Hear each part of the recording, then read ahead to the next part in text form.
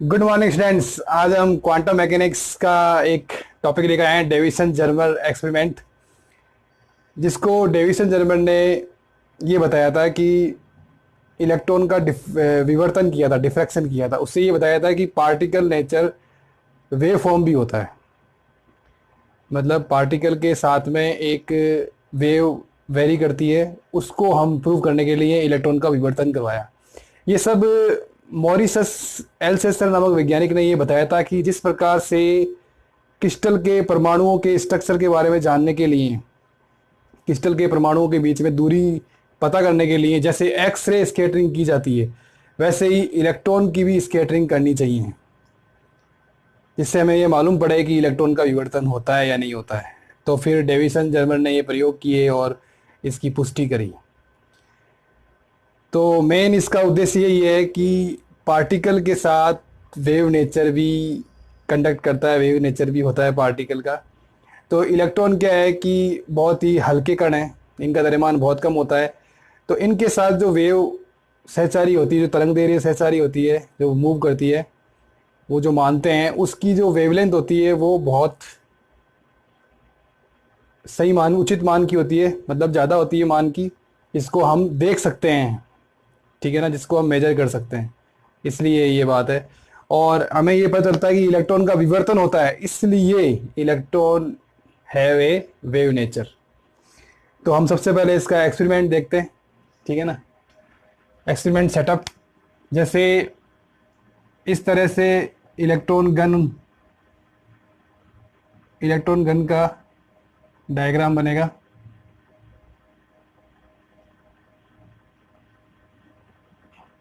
ये पॉजिटिव और ये प्लेट नेगेटिव, ठीक है।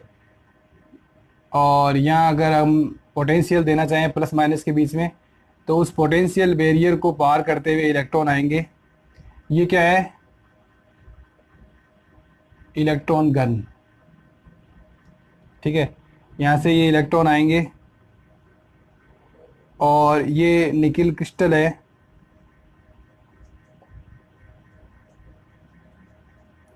इस पर आपतित होंगे और वापस स्केटर हो जाएंगे, विवर्तित हो जाएंगे। और यहाँ पे जो डिटेक्टर लगा हुआ है,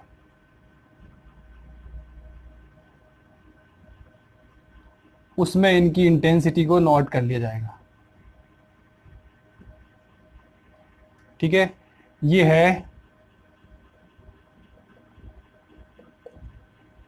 विश्लेषक, या इसको बोलते हैं इंग्लिश में डिटेक्टर। और ये निकल क्रिस्टल है, ठीक है। और ये एंगल है फाई। फाई क्या है? स्केटरिंग एंगल या प्रकीर्णन कोण, ठीक है ना। ये इतना सेटअप होता है। क्या होता है कि इलेक्ट्रॉन गन से हम इलेक्ट्रॉन को त्वरित करते हैं उचित वोल्टेज पे, जितना वोल्टेज लेना है, 44, 48, 54, 68, 70, जितना भी वोल्टेज लेना है वो हम इसको, पर 54 वोल्ट पे इंटेंसिटी ज़्यादा आती है, हम ही जानते हैं, ठीक है ना, बाई एक्सपेरिमेंट। तो ये इलेक्ट्रॉन आते हैं पोटेंशियल बैरियर को पार करते हुए और निकल क्रिस्टल से टक्कर करते हैं सरफेस पे और विवर्तित हो जाते हैं, ठीक है ना। ये विश्लेषक, ये जो होता है डिटेक्टर, ये घूम सकता है, ठीक है ना।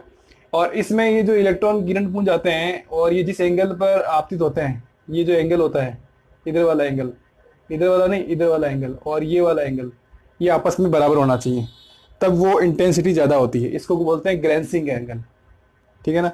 थीटा जिसका मान है, आगे देखेंगे हम इसको। तो ये है हमारा इसका एपरेटस फॉर्म, ठीक है। अब हम क्या करते हैं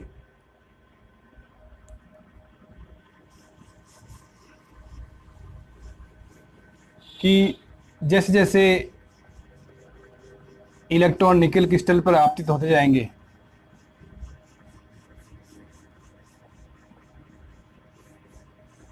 वैसे वैसे हम उनकी इंटेंसिटी को नोट करते जाएंगे और स्कैटरिंग एंगल का मान भी नोट करते जाएंगे। इसका जो बेसिक जो पॉइंट है वो ये है कि जो इलेक्ट्रॉन आ रहे हैं उनके जो सहचारी तरंग है, उसकी जो वेवलेंथ है, वो उस निकल क्रिस्टल के अंतर परमाणुविक दूरी की कोटि की होती है। तो हम क्या करते हैं कि उस इलेक्ट्रॉन के साथ जो इलेक्ट्रॉन आ रहे हैं उसकी जो इंटेंसिटी डिटेक्टर नोट करता है, उस इंटेंसिटी में और स्कैटरिंग एंगल में ग्राफ खींचते हैं। ठीक है ना। तो किसी व्यू पर इंटेंसिटी कम आती है, किसी व्यू पर इंटेंसिटी ज़्यादा आती है, तो वो हम देखते हैं। ठीक है। तो जैसे ये इंटेंसिटी है और ये फाई एंगल है, 44 वोल्ट लेते हैं तो ये इस तरह से आती है। ठीक है। ये क्या है, पोलर ग्राफ है।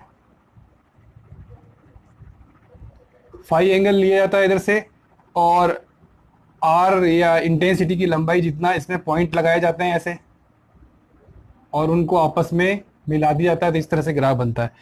तो ये 44 वोल्ट है। इसी तरह से हम 48 वोल्ट लेंगे, ठीक है ना, 68 लेंगे और 70 वोल्ट लेंगे, तो इस तरह से वोल्ट ले जाते हैं। परंतु हम देखते हैं कि जब हम इस 54 वोल्ट लेते हैं, 54 वोल्ट से इलेक्ट्रॉन को तवरीद करते हैं, तो हमें इंटेंसिटी ज़्यादा मिलती है इस तरह से। ठीक है ना, 54 वोल्ट। और इस पे जो स्केटरिंग एंगल होता है फाई, वो होता है 50 डिग्री। ठीक है ना। ये भाई एक्सपेरिमेंट हमें मालूम पड़ता है। तो हम लिख सकते हैं कि जो फाई का मान, जो प्रकीर्णन कोण है, वो तो है 50 डिग्री, और जो विभव है जिससे इलेक्ट्रॉन को त्वरित किया है वो है 54 वोल्ट। तो एनर्जी हम लिख सकते हैं 54 इलेक्ट्रॉन वोल्ट। ठीक है ना, निकालना चाहें तो निकाल सकते हैं, एनर्जी की फॉर्म से भी करते हैं। और ये जो डी होता है, ये क्या है, निकल क्रिस्टल के अंतर परमाणुविक दूरी, निकल क्रिस्टल के जो परमाणु हैं उनके बीच की दूरी, ये होती है 2.15 एंगस्ट्रॉम। अब हम देखते हैं कि क्रिस्टल के तलों के मध्य की दूरी, जैसे ये क्रिस्टल, इस तरह से हम क्रिस्टल के परमाणु बना सकते हैं, निकल क्रिस्टल के। ठीक है ना, लेटिस लेयर होती है, ये लेटिस लेयर है, ये लेटिस स्ट्रक्चर है ये निकल क्रिस्टल का।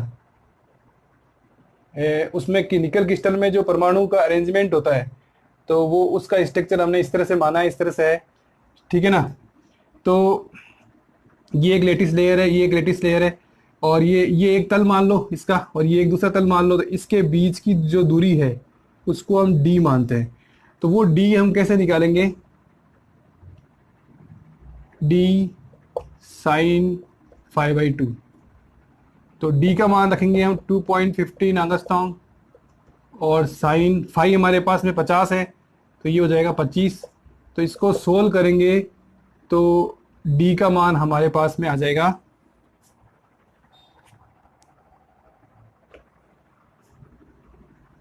0.91 एंगस्ट्रॉम। ठीक है ना, ये हम नोट कर सकते हैं। अब क्या होता है कि जैसे कोई वेव आती है इस तरह से, तो वो इस तरह से टकराएगी और इस तरह से लौट जाएगी स्केटर्ड होके। ठीक है ना। और उसी के साथ दूसरी वेव आती है, वो मान लिया वो अंदर चलेगी और फिर वो इस तरह से वापस लौट गई। ठीक है ना। एक तो इंसिडेंट वेव ये है, ये ऊपर के एटम से टकरा के वापस लौट गई, एक ये दूसरे एटम से टकरा के ये लौट गई। तो ये दोनों आपस में यहाँ इंटरफेरेंस करती है, व्यतिकरण करती है। अगर यहाँ व्यतिकरण संपोषी होता है तब तो हम पथांतर लेते हैं एन लैम्डा, और यहाँ अगर विनाशी व्यतिकरण होता है तो हम पथांतर लेते हैं 2n-1 लैम्डा/2। तो इस तरह से दो वेव आती है, एक तो बाहर की सरफेस के एटम से टकरा के लौट जाती है, एक अंदर की सरफेस के एटम से टकरा के लौटती है। ठीक है। तो हम इसको चित्र को थोड़ा सा सही सा बना लेते हैं। हमें क्या है कि ब्रेग का जो नियम है, ब्रेग रिलेशन है, 2d साइन थीटा, जो पथांतर निकालते हैं इंसिडेंट रेज में, जैसे ये निकल क्रिस्टल की आंतरिक संरचना है, एटॉमिक स्ट्रक्चर है, या उसका लैटिस स्ट्रक्चर बोल सकते हैं।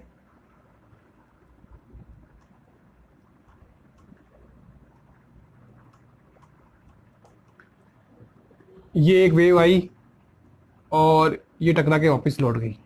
ठीक है, दूसरी वेव अंदर आ गई और ये अंदर वाली लेयर से जाके टकरा के लौट गई। और ये एंगल मैंने कहा था थीटा है, ये एंगल थीटा है, और ये एंगल स्केटरिंग एंगल है फाई। और इस तरह से हमने इसको आधा कर दिया, तो ये एंगल कितना हो गया, 5/2 जो वहाँ यूज किया है। ठीक है, और क्रिस्टल के दो तलों के बीच की दूरी d है, तो ये है d, और इसको नाम दे दिया A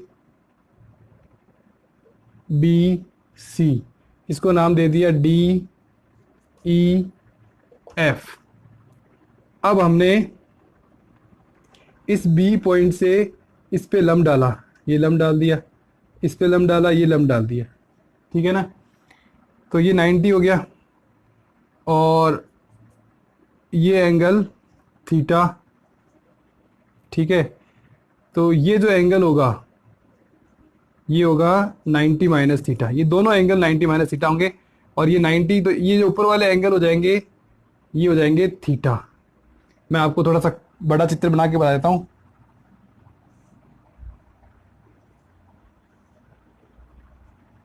इस तरह से है, ठीक है ना,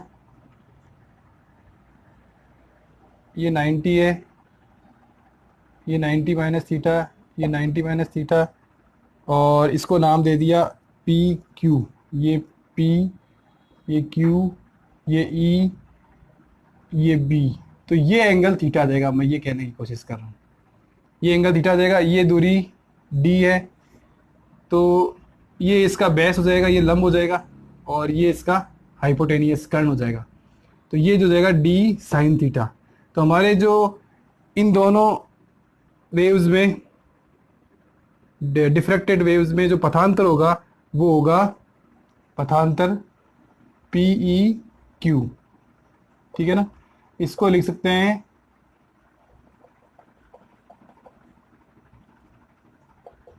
टू पी ई। ठीक है ना, पी ई क्यू पथांतर होगा, पी ई क्यू 2 PE हम इसको लिख सकते हैं। तो हमें मान चाहिए पी का।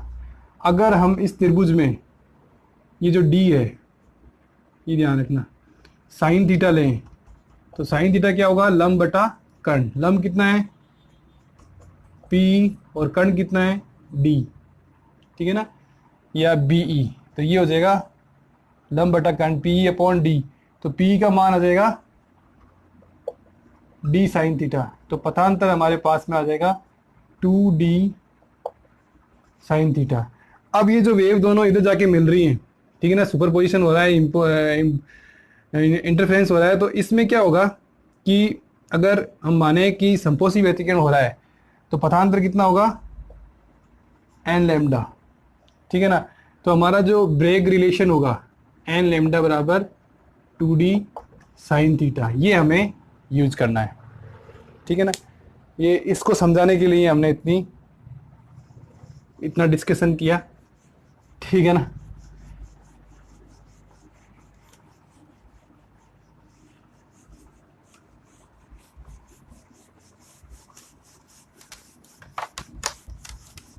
अब हम क्या करेंगे कि इसमें मान रखेंगे। जैसे स्मॉल डी का मान कितना होता है 0.91, और जो थीटा होता है, थीटा एंगल होता है, जैसे हमारे पास में एंगल थे, इस तरह से एंगल थे। ठीक है ना, ये थीटा था और ये फाई था, फाई 50 है। ठीक है ना, तो हम अगर इस तरह से खींचे लंबवत, तो ये हो जाएगा 5/2, और ये पूरा एंगल हो जाएगा 90। तो 90 माइनस 5/2, अगर इस 90 में से 5/2 माइनस कर देंगे तो थीटा आ जाएगा, तो 90 माइनस 25, तो ये हो जाएगा 65 डिग्री थीटा। ठीक है ना, और हम प्रथम क्रम की वेव के लिए लेते हैं, तो n बराबर 1, तो लैम्डा बराबर 2D का मान रखेंगे, D का मान क्या रखेंगे 0.91 एंगस्ट्रॉम साइन 65 डिग्री। ठीक है, तो इसको सोल्व करेंगे तो लेमडा का मान आएगा 1.65 एंगस्ट्रॉम। 1.65 एंगस्ट्रॉम आता है। ये आया हमारे ब्रेक के रिलेशन से। इससे ये प्रूव नहीं हो जाता है कि इलेक्ट्रॉन तरंग की तरह व्यवहार करती है, ठीक है ना। इससे तो ये प्रूव होता है कि इलेक्ट्रॉन के साथ जो तरंग है या जो भी वेवलेंथ हम मान रहे हैं, वेव मान रहे हैं, उसकी तरंग दे रही है ब्रेक के रिलेशन से 1.65 आ रही है, ठीक है ना। परंतु डी ब्रोगली ने हमें दिया था कि प्रत्येक पार्टिकल के साथ में एक वेव वेरी करती है। तो डी ब्रोगली का जो रिलेशन है वो क्या है, किसी वी वोल्ट से कोई त्वरित इलेक्ट्रॉन है, ठीक है ना। तो उसके लिए वेवलेंथ क्या होगी हमने देख रखा है, लैम्डा बराबर 12.27 अपॉन रूट वी एंगस्ट्रॉम। हमने यहाँ रूट वी की जगह हम इस्तेमाल करेंगे 54 वोल्ट। 54 की जगह क्या है, 54 पे हमें हाई इंटेंसिटी की वेव मिल रही है। इसको सोल्व करेंगे तो हमारा आंसर लगभग 1.67 एंगस्ट्रॉम आता है। तो 0.02 का अंतर आता है जो कि चलता है। इसका मतलब ये हुआ कि डी ब्रोगली जो हाइपोथेसिस जो हमें कहती है कि प्रत्येक पार्टिकल के साथ में एक वेव वेरी करती है, तो वो इसमें सिद्ध हो रहा है कि वो वेव है और उसकी तरंग दैर्घ्य 1.67 एंगस्ट्रॉम है। और हमने डेविसन जर्मन एक्सपेरिमेंट से ये प्रूव किया कि वो इलेक्ट्रॉन जो आके डिफ्रैक्ट हो रहा है, विवर्तित हो रहा है, उसकी जो वेव होगी डी ब्रोगली रिलेशन से एन लैम्डा बराबर 2d sin थीटा के रिलेशन से जो वेवलेंथ होगी वो 1.65 आती है। तो दोनों लगभग बराबर आती है। इससे ये प्रूव जाता है कि इलेक्ट्रॉन एक वेव नेचर दिखाता है, ठीक है ना। इलेक्ट्रॉन एक वेव नेचर दिखाता है। तो हम ये जानते हैं कि जो पार्टिकल होता है उसकी वेव नेचर भी होती है और पार्टिकल नेचर भी होती है। जैसे कोई प्रकाश होता है, प्रकाश हम जानते हैं प्रकाश की जो कुछ घटनाओं में वो कणीय प्रकृति प्रदर्शित करता है, कुछ घटनाओं में वो तरंग प्रकृति प्रदर्शित करता है। जैसे व्यतिकरण, विवर्तन, दुर्वर्ण, इनमें तो वो वेव नेचर रिप्रेजेंट करता है, और प्रकाश विद्युत प्रभाव, रमन प्रभाव, कॉम्पटन प्रभाव, इनमें कणीय प्रकृति रिप्रेजेंट करता है। परंतु किसी एक एक्सपेरिमेंट में दोनों नेचर वो व्यक्त नहीं करता है।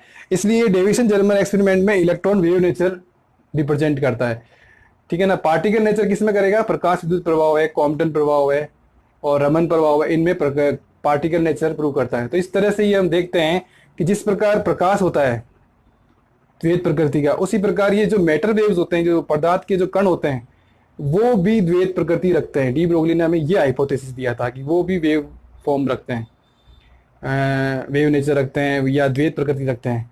परंतु वो दोनों जो वेव नेचर और पार्टिकल नेचर होती है वो दोनों एक साथ रिप्रेजेंट नहीं करते हैं, ठीक है ना। किसी भी एक प्रयोग में दोनों द्रव्य कण के जो नेचर होगी, वेव फॉर्म और पार्टिकल नेचर, वो दोनों एक एक्सपेरिमेंट में प्रूव नहीं होगी, ठीक है ना। और मैं आपको ये बताना चाहता हूँ कि जैसे जो फोटोन होता है, हम ये देखते हैं कि प्रकाश है वो फोटोन के रूप में वेरी करता है, फोटोन छोटे छोटे पार्टिकल्स के रूप में। तो फोटोन में जो हम वेव लेते हैं वो एक परास में लेते हैं, ठीक है ना, एक रेंज में लेते हैं। अलग अलग वेव्स के सुपरपोजिशन से वो वेव बनती है, इस तरह की वेव होती है वो।